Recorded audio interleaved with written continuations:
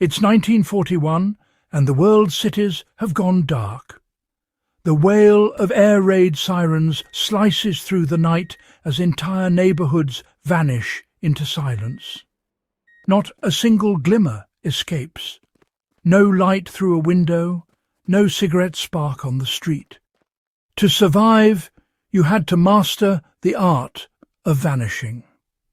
Blackout survival wasn't about comfort or compliance. It was about staying invisible when the sky itself wanted you dead. Across Britain, Germany and occupied Europe, millions of civilians learned to fight not with weapons, but with darkness.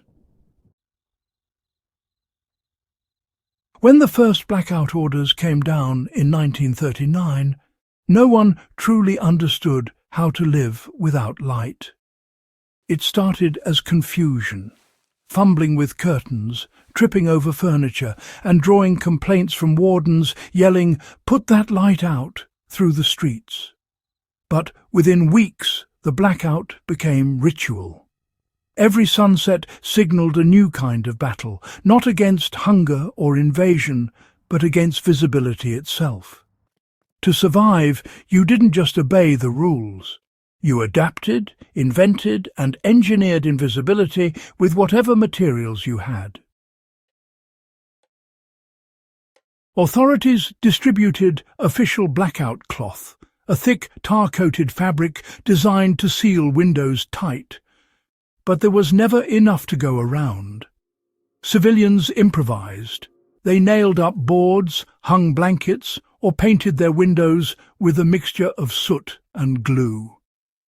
Housewives became engineers of darkness, testing every material they could find. Wool blankets, bedspreads, old coats. Some people coated window edges with black shoe polish and candle soot, sealing off even the faintest leaks of light.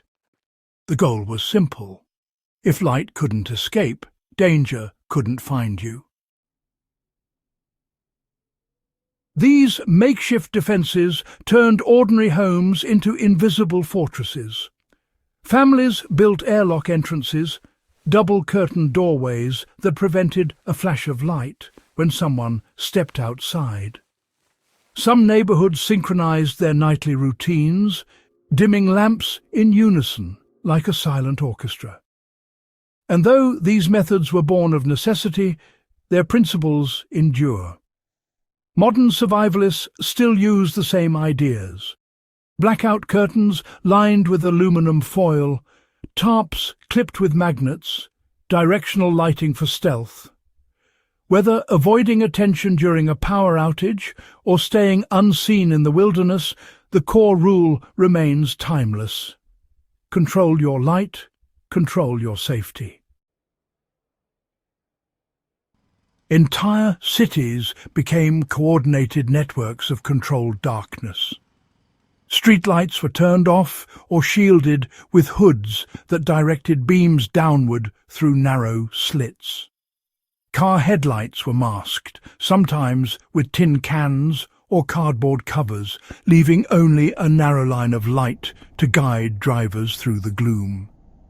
It made night travel nearly suicidal, but it drastically reduced aerial visibility. Civilians painted the edges of curbs and lampposts with white paint so pedestrians wouldn't collide with them. In factories, blackout chambers allowed workers to pass between lit areas without spilling light into the open. Even bicycles were fitted with dim shields over their lamps, homemade from tin or thick paper. This massive transformation of urban life taught an unexpected kind of discipline. The blackout wasn't just about materials, it was a mental operation. People learned that invisibility required constant awareness. They adjusted to a rhythm where darkness was safety and light meant exposure. Every flicker became a potential target. Even a child's flashlight could summon danger.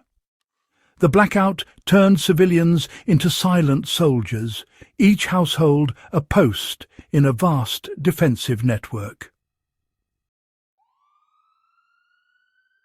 The strain, however, was immense. The psychological toll of total darkness was something no one had prepared for. Families huddled in silence, whispering while the sound of bombers echoed above. The comforting glow of daily life gone. Fear and quiet became constant companions. Yet, from that fear, resilience grew. People developed coping strategies that were as creative as they were vital. They placed candles deep inside tin cans to mask the glow, sealed door cracks with wet cloth, and learned to move silently through the dark. Even children were trained not to strike a match. This discipline wasn't just survival, it was psychological conditioning under fire. Interestingly, those same principles can be applied today. Practicing a blackout drill, turning off every light, covering windows and working in darkness, reveals just how fragile modern comfort really is. It teaches awareness, adaptability and teamwork, just as it did back in the 1940s. Wartime families had to cooperate flawlessly to maintain their cover. One careless flick of a switch could endanger an entire block. In that shared silence, communities forged an unspoken unity. Blackout success wasn't measured in comfort, it was measured in survival. In London, competition even broke out between neighbourhoods over who could achieve the most perfect blackout. Local papers published praise for the darkest streets in the city. Across occupied Europe, these same methods became tools of resistance. Civilians used blackout techniques not just for safety, but to hide fugitives, conceal secret printing presses, or send covert signals. Darkness became protection, and, well, sometimes defiance. The genius of the blackout wasn't in the technology, but in the mindset. It proved that survival doesn't always come from strength. It comes from discipline, adaptation, and understanding how to control your environment. Civilians learned to think like strategists. They learned that survival was as much about what you didn't show as what you did. For anyone studying survival today, those lessons remain gold. The blackout teaches more than history. It teaches stealth, patience, and collective resilience. It reminds us that control of light, sound, and visibility still determines safety in crisis. Whether hardening a home, camping off-grid, or preparing for a disaster, those forgotten World War II tricks still work. Layered coverings, double seals, directional lighting, coordination with your group. The technology changes, but the logic doesn't. In the end, the blackout was more than a defensive measure. It became a symbol of unity, innovation, and endurance. Millions of ordinary people, mothers, factory workers, children, learned how to outthink the machines that hunted them. They survived by mastering not just the dark, but themselves. That's the spirit behind Relic Logic, uncovering the old skills that kept humanity alive when the lights went out. Because survival isn't about the tools you hold, it's about the knowledge you keep, and how you use it when the world turns dark again.